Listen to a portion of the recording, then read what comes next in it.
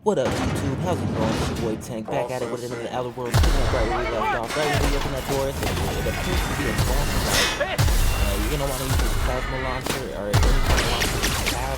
Doing pretty good down here. This is a robot, so any electricity would work. I do have Phineas' special machine gun, which is kind of like a burst machine gun. To be honest, it's really effective. Anything to get you going. I honestly don't bring Felix because that kid is just kind of useless.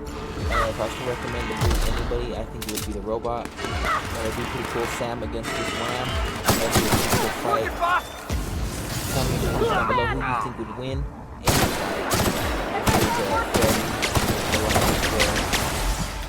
You know what I mean? But as you can see, the special is doing pretty good. And her body special does work.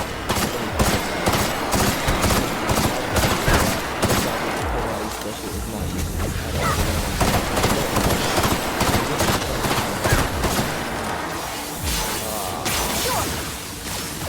I hope it's lost.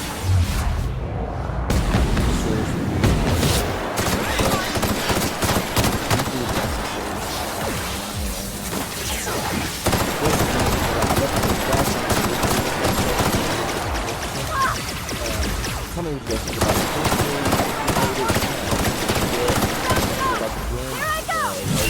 forward to part 2. How long do you think part 2 is going to be? All that good stuff, guys. All that good stuff. Gotta make a reset too as well. Let's see what that does.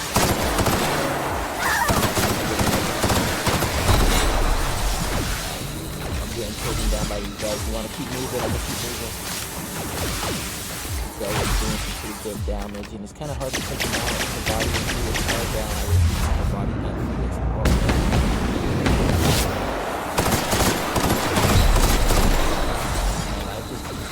Nothing immediately, guys.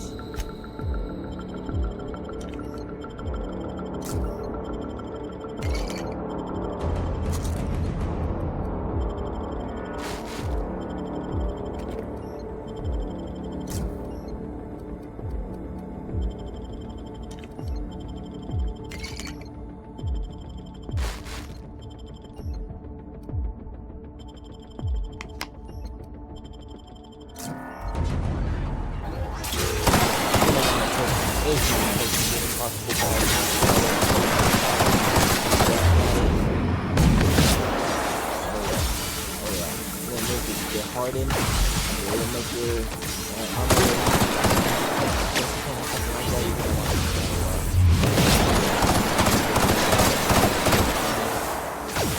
pretty good arena though. I like it.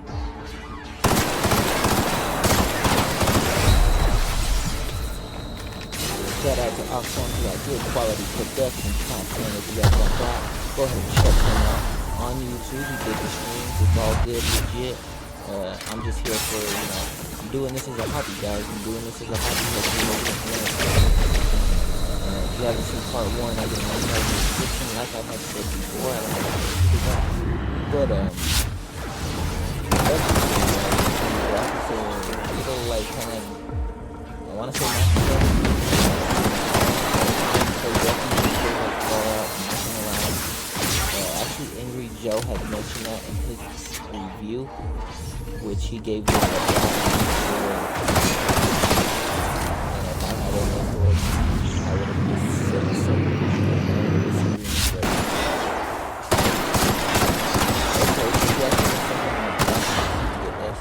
and I see that before, but that's the thing, and we're gonna try to answer that. In this whole the Outer Worlds series, did not get a whole lot of feedback. We did get some feedback, and I do appreciate it, guys.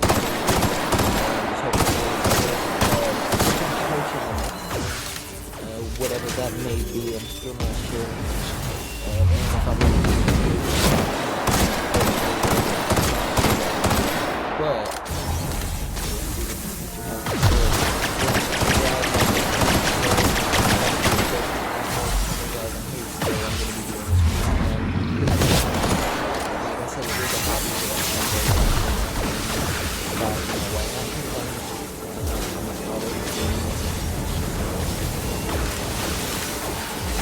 feeling pretty confident in long as I keep on moving, because I got a lot of good tools. I got 34. I was less than 34 to my share. I got a lot. As long as I keep on running circles like this, I think I can do it. Because I got enough ammo. To be honest, I really got enough ammo.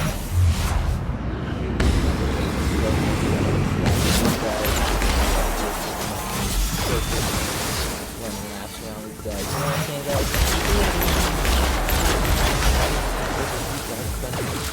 That's not the move. And if I'm good, I like how it turned out. I like the gameplay. The game is outstanding. I love it. I like the gameplay. I really like it, guys. That's all I can say. You know, and who am I, you know, to judge me, take my judgment and use that in conversation or something, I don't know. But if I have an opinion, this game is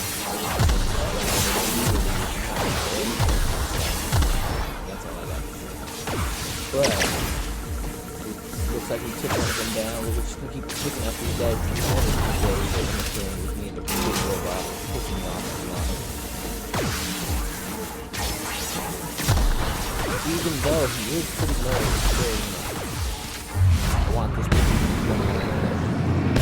It seems like the lower I get him, the more he just shoots these things out. Oh,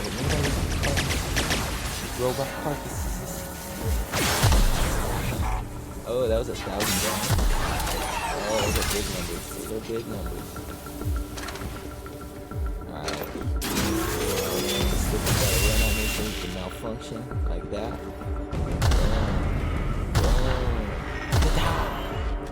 Okay, I see it. I seen a 700 and then I seen a 600. Pretty good, pretty good. I feel like that shield is messing up all of my plasma. Because this is like an aerial effect weapon, or an area effect weapon, so it's messing up all my projectiles.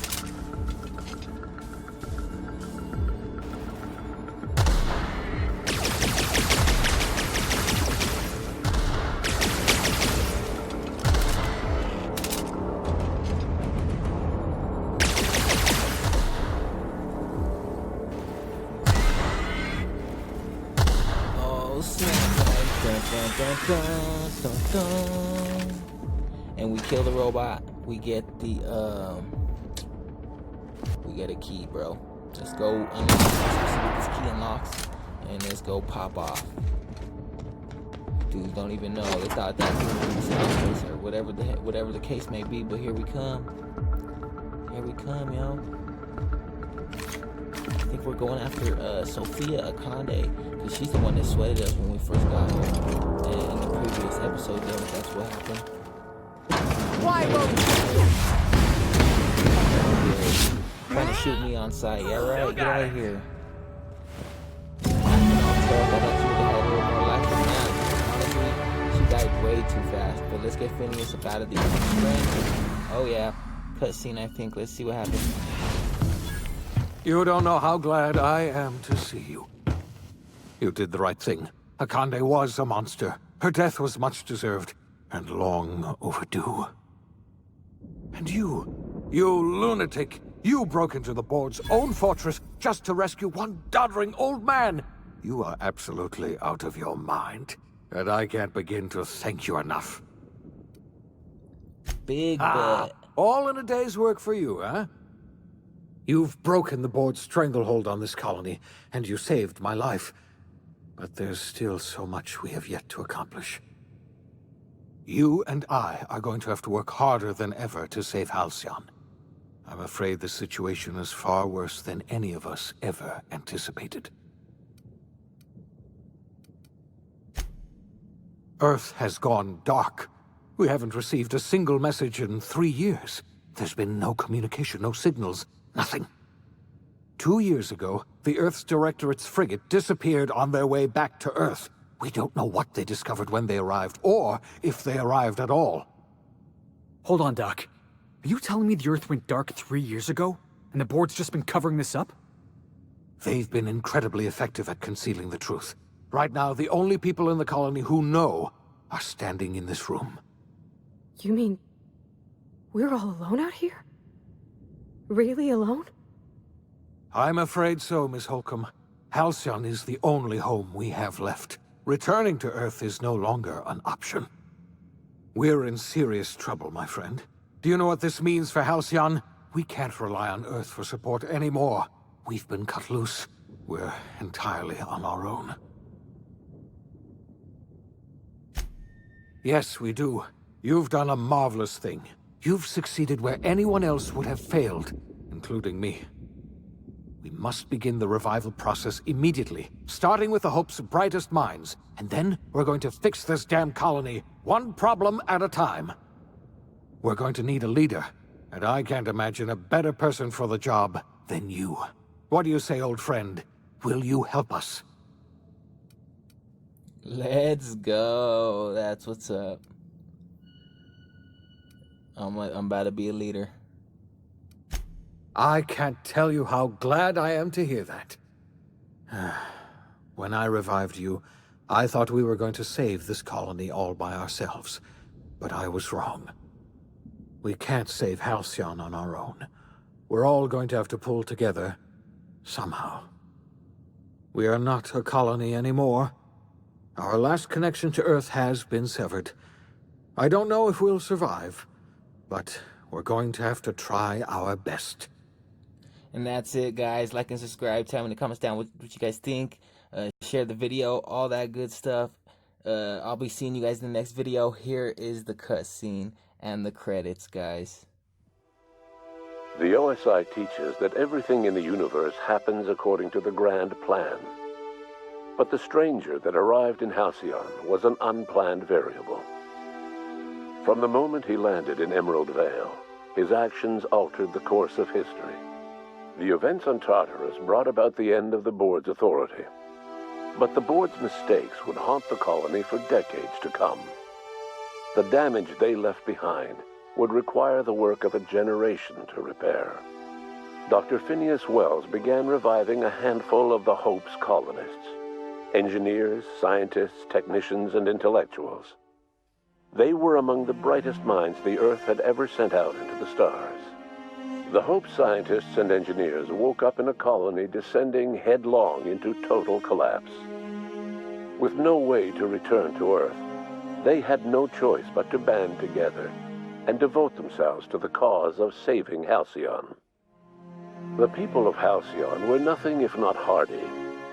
In the absence of the board's authority, many of the colony's settlements banded together with a single purpose in mind: survival. Life was especially hard in the years to come. Some towns dissolved by attrition and starvation, but most of them found a way to carry on. In the years to come, Halcyon was forced to reckon with its newfound freedom. The board was gone, and for better or worse, the colony was responsible for its own destiny. As the colony struggled to survive, the inspirational story of the iconoclasts spread like wildfire, and Graham was able to bring many of the smaller Terra-2 townships into the fold. However, his zealous obsession with spreading the word blinded him to the needs of a growing organization, and the movement was unsustainable at scale. The iconoclast way seemed to work best, and ultimately petered out on Monarch. Sublight Salvage adapted to the changes in Halcyon, shifting their business model to suit the times.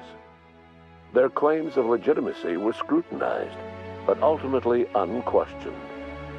Lilia Hagen would continue to protect her family as ruthlessly as ever. After returning to Edgewater, the deserters negotiated workplace reforms with Reed Thompson, including a single day of rest, which came to be known as a weekend. As the world around him changed, Thompson found himself pining for the old days. He was known to spend his weekends in the cantina, nursing one of the few remaining bottles of Zero-G, and repeating to himself, "It's not the best choice, it's Spacer's choice." As for Adelaide McDevitt, she tended to her garden in solitude for another year before passing away. Her body was discovered some months later when Reed Thompson paid her a visit in an effort to make amends. Her remains were buried in a place of honor, underneath the floor of the Edgewater Cannery. Reed believed this was what she always wanted. Junlei Tennyson fought to protect the groundbreakers' independence. While the board's influence faded, mechanical difficulties forced her to rely on parts that only corporations could provide. The cost was high, and time would tell if Junlei could balance the work with her aspirations for a better future. The rediscovery of the Hope and the abandonment of the lifetime employment program forced Byzantium to come to terms with some uncomfortable realities about the state of Halcyon. While Byzantines were reluctant to surrender the luxuries they'd grown accustomed to, the board's diminished authority gave them little choice in the matter. Nearly everyone had to learn to make do with less. Some even had to get jobs. It was a dark time indeed. Ellie savored her adventures on the Unreliable.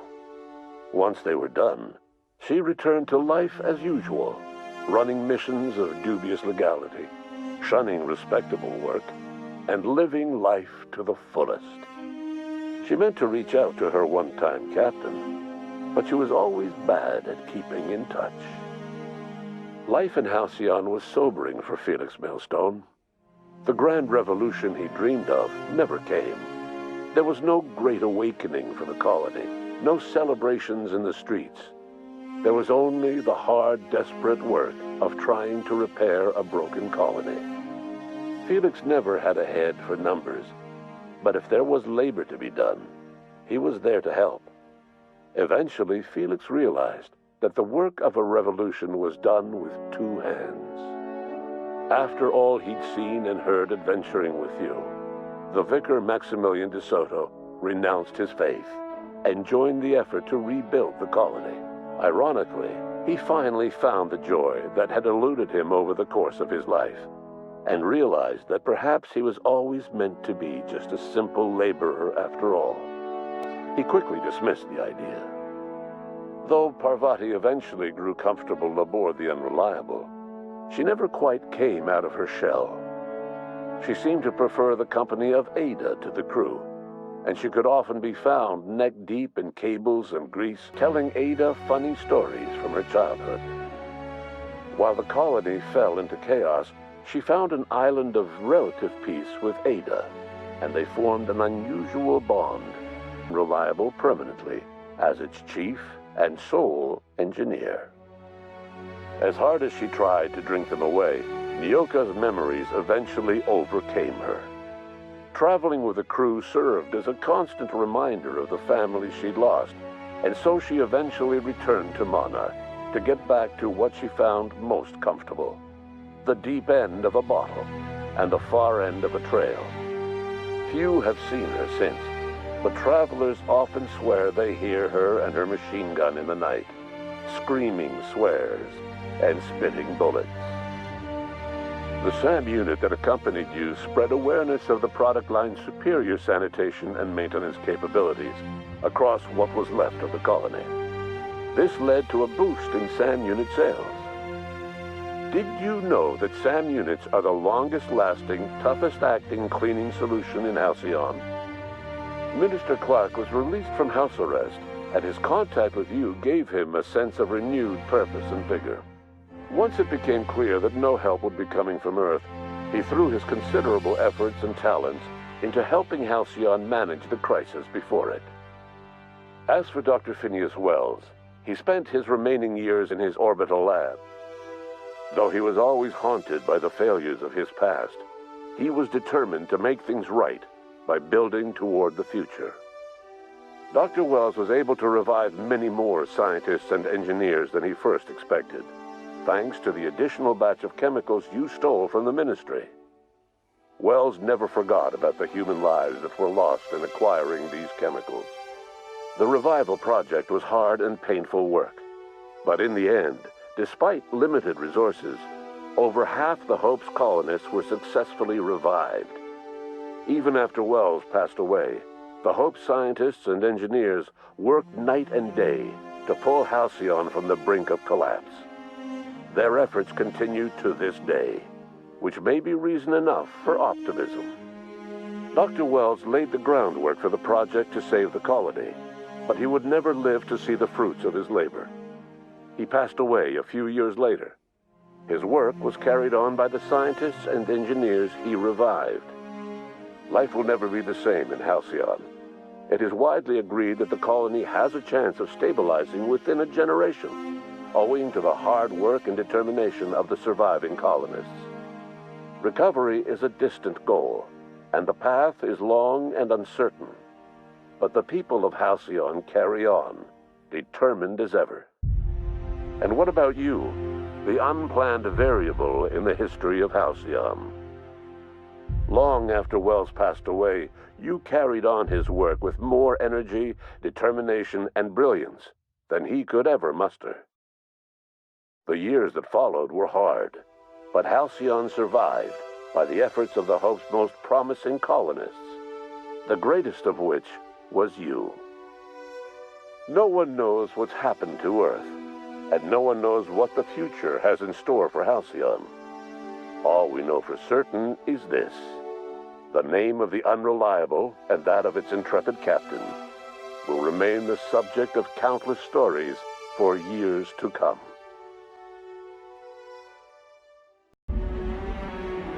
And that's it, guys. I really appreciate you guys viewing this video. If you've made it this far, you're a soldier, man. And I'm going to be innovating the channel. I'm going to be playing the next game, which I'm still unsure on what that is. I'm going to be playing Fortnite. Obviously, I play Fortnite all the time. But I'm not just going to be throwing you some random clips. They got to be, worthwhile. They got to be something popping. But until next time, guys, I really appreciate you guys. Click the video, share it, like and subscribe, comment. Until next time, guys, we'll see what I'm playing.